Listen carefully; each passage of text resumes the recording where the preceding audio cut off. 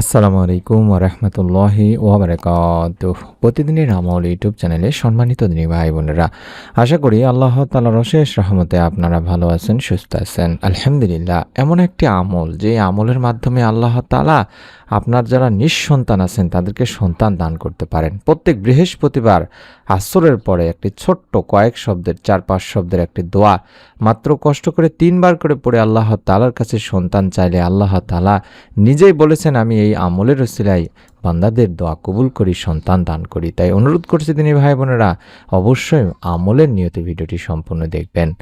আল্লাহ তাআলা আমাদের জীবনে দিন ও রাত দুটি ধারা রেখেছেন। এর মধ্যে কিছু দিন ও রাতকে বিশেষভাবে বরকতময় করেছেন। এতে সঠিকভাবে আমল করলে দুনিয়া ও আখিরাতে সফলতা লাভ হবে। এমন একটি রাত হলো বৃহস্পতিবার রাত, অর্থাৎ জুমার দিনের আগের রাত।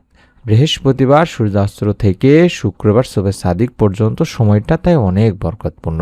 হাদিসেও এ রাতের অনেক ফজিলত, বরকত ও উপকারিতা বর্ণিত হয়েছে। বলা হয়েছে যে এ রাতে পুরো সপ্তাহের আমল আল্লাহর সামনে উপস্থাপন করা হয়। এজন্য বৃহস্পতিবার রোজা রাখতেন নবীজি সাল্লাল্লাহু আলাইহি ওয়াসাল্লাম। এ বিষয়ে নবীজি সাল্লাল্লাহু আলাইহি ওয়াসাল্লাম বলেন, বৃহস্পতি ও সোমবার আল্লাহ তাআলার সামনে বান্দার আমল উপস্থাপন করা হয়। তাই আমি চাই আমার আমল পেশ করার সময় আমি যেন রোজা অবস্থায় থাকি। সুনানে নাসাই শরীফের একটি হাদিস। তাহলে বুঝতে পারলাম বৃহস্পতিবারে আল্লাহ তাআলার কাছে বান্দার আমল পেশ করা হয়। যেই বান্দা এই বৃহস্পতিবারে আল্লাহ তাআলার কাছে বেশি বেশি করে চাইবে তার আমলও আল্লাহ তাআলার কাছে পৌঁছে যাবে। যে কোনো সমস্যায় আল্লাহ তাআলার কাছে দোয়া করার বিকল্প নেই দিনী ভাই বোনেরা।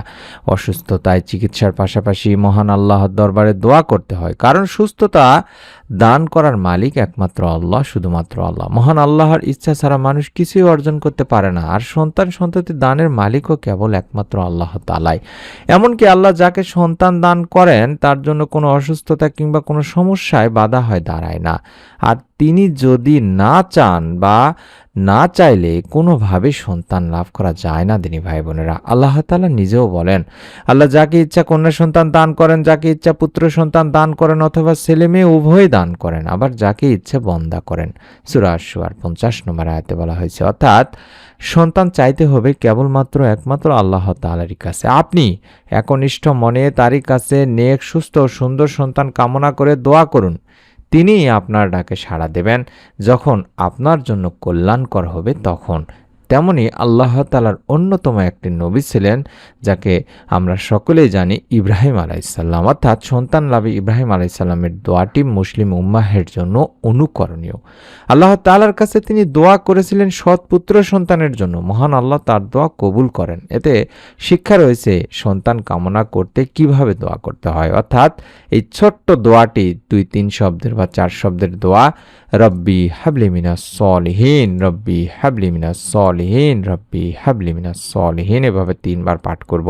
অর্থাৎ বৃহস্পতিবার আসর থেকে শুরু করে ইফতারের আগ পর্যন্ত যদি পারেন রোজা রেখে আমলটি করবেন, না হলে মাগরিবের আগ পর্যন্ত অন্তত 3 বার পাঠ করবেন, রব্বি হাবলি মিনাস সলিহিন, রব্বি হাবলি মিনাস সলিহিন।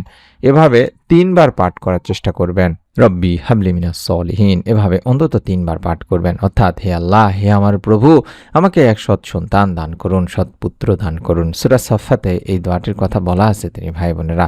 আমরা আল্লাহ তাআলার কাছে তাই এই ছোট্ট দোয়া রব্বি হাবলি মিনাস সলিহিন এর মাধ্যমে দোয়া করব। আমরা মন থেকে দোয়া করতে হবে তিনি ভাই বোনেরা, এবং প্রতিদিন বেশি বেশি করে ইস্তেগফারের আমল করতে হবে, কারণ ইস্তেগফার করলে সন্তান ও প্রাচুর্য লাভ হয়। নূহ আলাইহিস সালামের ব্যাপারে আল্লাহর বাণী দেখলে বোঝা যায় যে ইস্তেগফারের ব্যাপারে বলা হয়েছে, তিনি তোমাদের উপর অজস্র বৃষ্টিধারা ছেড়ে দেবেন, তোমাদের ধন সম্পদ ও সন্তান সন্ততি বাড়িয়ে দেবেন, তোমাদের জন্য উদ্যান স্থাপন করবেন এবং তোমাদের জন্য নদী নালা প্রবাহিত করবেন। তাহলে বুঝতে পারলাম যে বেশি বেশি করে যদি ইস্তেগফার করা হয় এর ওসিলায় আল্লাহ তাআলা আমাদেরকে সন্তান সন্ততি দিতে পারেন।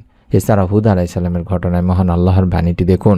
অধিক ইস্তেগফারের ফলাফল বলতে গিয়ে আল্লাহ তাআলা বলেছেন, তোমাদের শক্তির উপর শক্তি বৃদ্ধি করবেন। তাছাড়াও নিয়মিত ইস্তেগফারে অকল্পনীয় সাহায্য পাওয়া যায়। সুবহানাল্লাহ। আল্লাহ রাসূল সাল্লাল্লাহু আলাইহি ওয়াসাল্লাম বলেছেন, যে ব্যক্তি নিয়মিত ইস্তেগফার করবে রব্বুল আলামিন আল্লাহ তার সব সংকট থেকে উত্তরণের পথ বের করে দেবেন, সমস্ত সংকট, সব দুশ্চিন্তা মিটিয়ে দেবেন, অকল্পনীয় উৎস থেকে তার রিজিকেরও সংস্থান করে দেবেন। আবু দাউদ শরীফের একটি হাদিস। সুতরাং আপনি বেশি বেশি করে ইস্তেগফার করুন, ইনশাআল্লাহ আপনার সন্তান না হওয়ার দুশ্চিন্তা দূর হয়ে যাবে। আল্লাহ আপনাকে উত্তম সন্তান ইনশাআল্লাহ দান করবেন। মনে রাখবেন দিনী ভাই বোনেরা, সহবাসের আগে বা সময়ে দোয়া পড়তে হয়।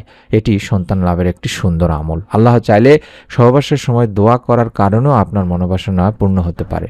আব্দুল্লাহ ইবনে আব্বাস রাদিয়াল্লাহু তাআলা আনহু থেকে বর্ণিত হাদিস, আল্লাহ রাসূল সাল্লাল্লাহু আলাইহি সাল্লাম বলেছেন, যখন তোমাদের কেউ আপন স্ত্রীর সঙ্গে মিলিত হওয়ার ইচ্ছা করে তখন উক্ত দোয়া পড়ে যেন মিলিত হয়। এই মিলনে যদি তাদের কিসমতে বা ভাগ্যে কোনো সন্তান আসে, সে সন্তানকে শয়তান কোনো ক্ষতি করতে পারবে না। তাই আমরা সহবাসের আগে অবশ্যই দোয়া পড়ে সহবাসে লিপ্ত হওয়ার চেষ্টা করব। মনে রাখবেন, আল্লাহ ছাড়া আর কারো কাছে সন্তান কামনা করা যাবে না। সন্তান লাভের জন্য অবৈধ বা অন্য ইসলামিক উপায় অবলম্বন করা যাবে না। দিনী ভাই বোনেরা, যারা নিঃসন্তান আছেন সেই সমস্ত নিঃসন্তান দম্পতির উচিত হবে আল্লাহ রাব্বুল আলামিনের উপরই শুধুমাত্র ভরসা করে যে দোয়াটির কথা বললাম সেই দোয়াটির আমল করা। আমরা মন থেকে দোয়া করি আল্লাহ রাব্বুল আলামিন যেন নিঃসন্তান দম্পতিদের এই ছোট্ট আমলের উসিলায়, তাদের নিয়তের উসিলায় একটি নেক সুন্দর সুস্থ সন্তান লাভের সুখবর দান করেন। আমিন। এখনই ভিডিওটিতে একটি করে কমেন্ট করুন, অন্তত আমিন লিখে নিয়ত করুন, নিয়ত করে আমল করুন। আপনার মতো যারা নিঃসন্তান আছেন তাদের সকলের কাছে ভিডিওটি শেয়ার করে দিন। আল্লাহ তাআলা চাহে তো এই ছোট্ট আমলের উসিলায় আল্লাহ তাআলা আপনার উপর খুশি হয় একটি নেক সন্তান দানও করতে পারেন। এবং অবশ্যই অবশ্যই নতুন সন্তান লাভের ভিডিওগুলো যাতে মিস না করে ফেলেন, তার জন্য এই ভিডিওটির নিচে এরকম সাবস্ক্রাইব লেখা একটি বাটন পাবেন। এটার উপর চাপ দিয়ে রাখলেই নতুন ভিডিওগুলো আপনার কাছে পৌঁছে যাবে। আমরা মন থেকে প্রতি জুমাবারে দোয়া করে থাকি আপনাদের জন্য। প্রত্যেকে তাই দোয়া চাইতে ভুলবেন না কমেন্ট করে। সকলে ভালো থাকুন, সুস্থ থাকুন। আসসালামু আলাইকুম ওয়া রাহমাতুল্লাহি ওয়া বারাকাতুহু।